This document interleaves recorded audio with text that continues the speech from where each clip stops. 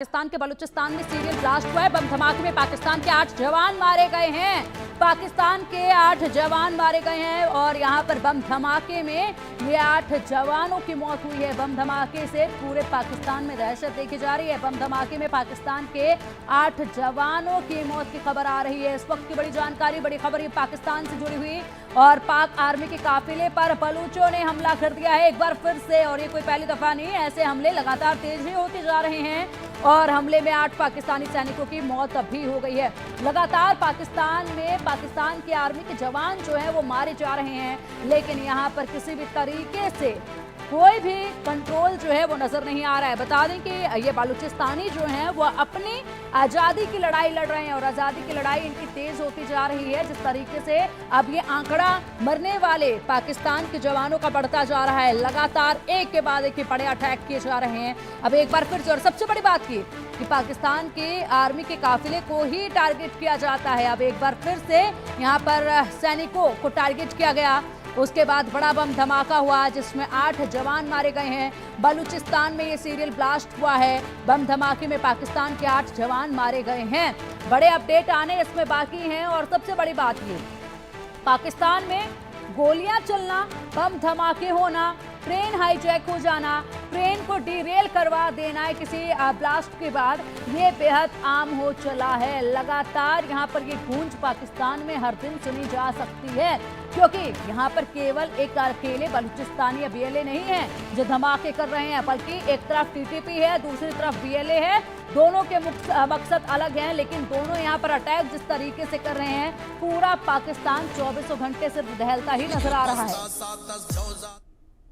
अधिक जानकारी के लिए हमारे सहयोगी अजय जांडियाल का रुख करेंगे। अजय, एक बार फिर पाकिस्तान में धमाका हुआ, एक बार फिर बलूचिस्तान में सीरियल ब्लास्ट हुआ और एक बार फिर से पाकिस्तान के आर्मी के जवान मारे गए हैं। संख्या इस बार 8 है।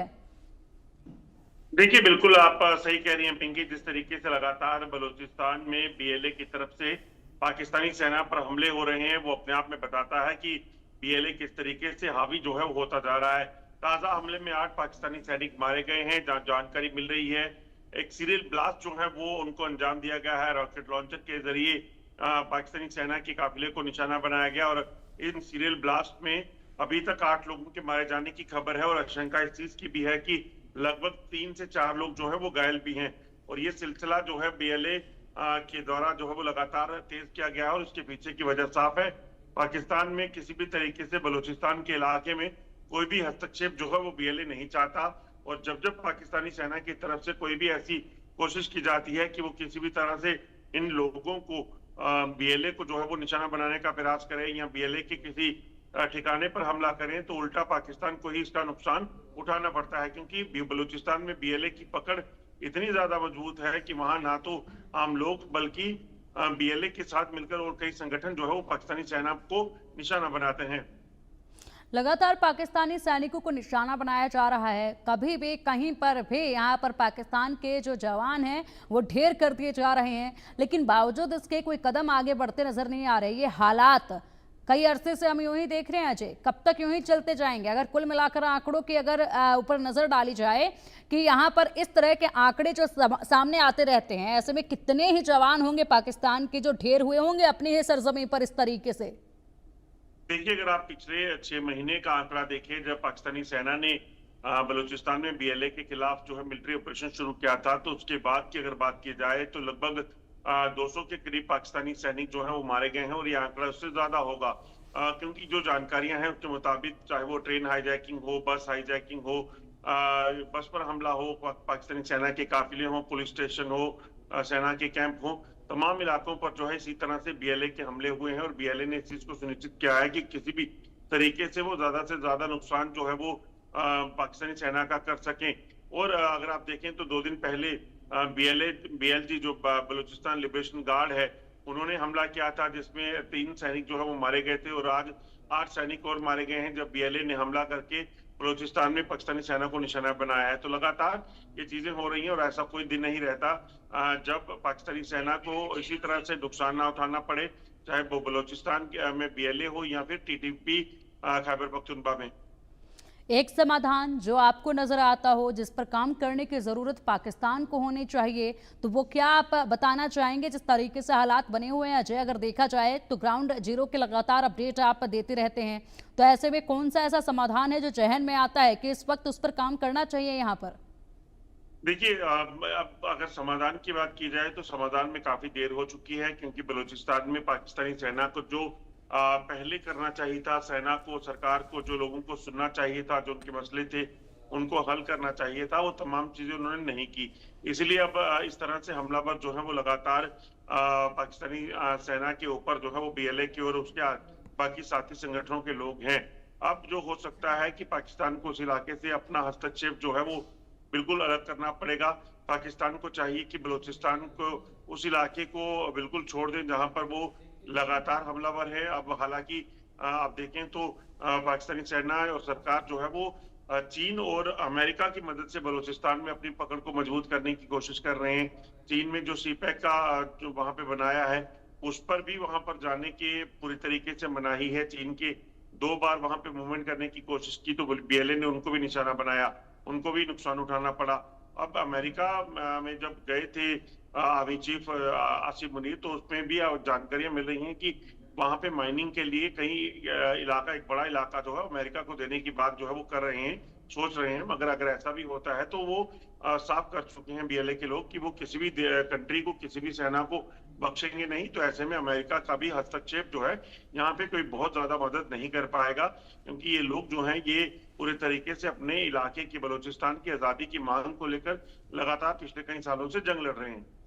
बिल्कुल, अपने आज़ादी की मांगों को लेकर कई सालों से जंग लड़ते आ रहे हैं, हमले लगातार करते आ रहे हैं, लेकिन ये हमले जो हो रहे हैं, भले ही इसमें पाकिस्तान के आर्मी के जवान जो हैं वो मारे जा रहे हों, लेकिन बावजूद इसके इनके आला कमान जो बैठे हुए हैं, जिस तरीके से आसिम मुनीर है और ये जो इनके प्रधानमंत्री बने बैठे हैं, इनको कोई फर्क पड़ता नहीं है, ये साफ नजर आता है। क्योंकि आंकड़े लगातार बढ़ रहे हैं, इनके ना तो कोई प्रतिक्रिया इस पर सामने आती है अजय, ना ही ये कोई कदम उठाते नजर आते हैं इस पर।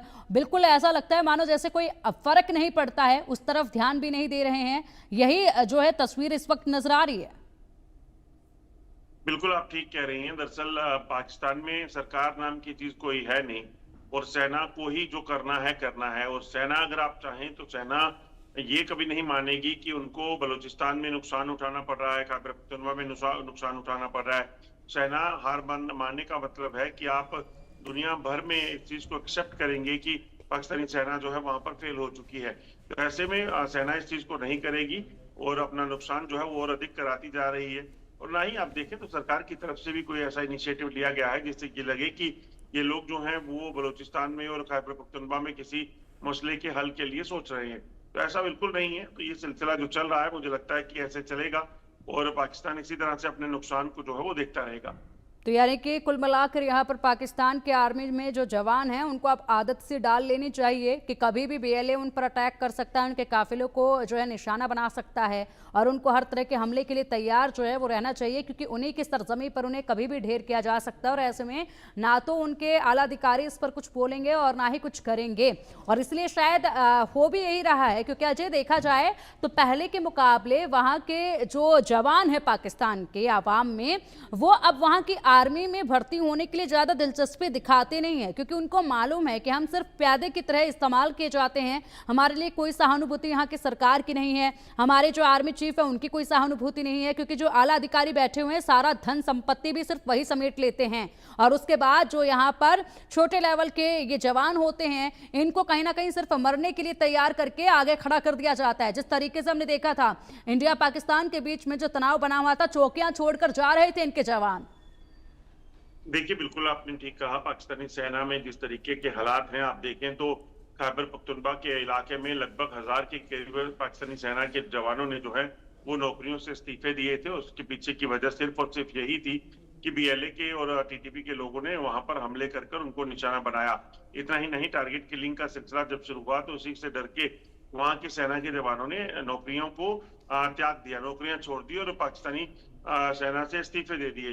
तो ये सिलसिला लगातार चल रहा है। नए लोगों की रिक्रूटमेंट हो या फिर लगातार इन हमलों को झेलने के लिए तैयार होना, इन चीजों से लोग जो है परहेज करते दिख रहे हैं और ये सिलसिला अभी जारी है। जिस तरीके से बीएलए और टीटीपी लगातार हमलावर है, ऐसा माना जा रहा है कि ये अभी और चलेगा और नुकसान जो है वो इसी तरीके से बढ़ता रहेगा। पाकिस्तानी सेना को, सरकार को ये सोचना है कि आखिरकार इस मसले का हल कैसे निकाला जाए।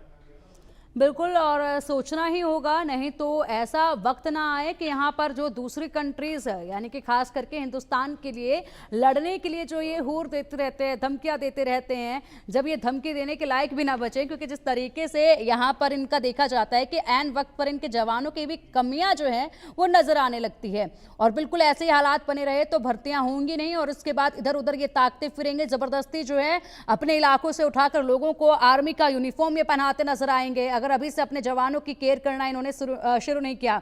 दूसरी तरफ अगर देखा जाए तो यहाँ पर जो टीटीपी है उनके हमले भी लगातार बढ़ रहे हैं। अजय, देखिए, खैबर पख्तूनख्वा में लगातार जो है वो हमलों का सिलसिला जारी है, और अगर टीटीपी की बात करें तो टीटीपी हर रोज पाकिस्तानी सेना पर कई जगह पर जो है वो हमले करता है, और जो जानकारियां हैं, टीटीपी इस चीज को सुनिश्चित करता है कि ज्यादा से ज्यादा नुकसान जो है वो कहीं ना कहीं पाकिस्तानी सेना का कर सके।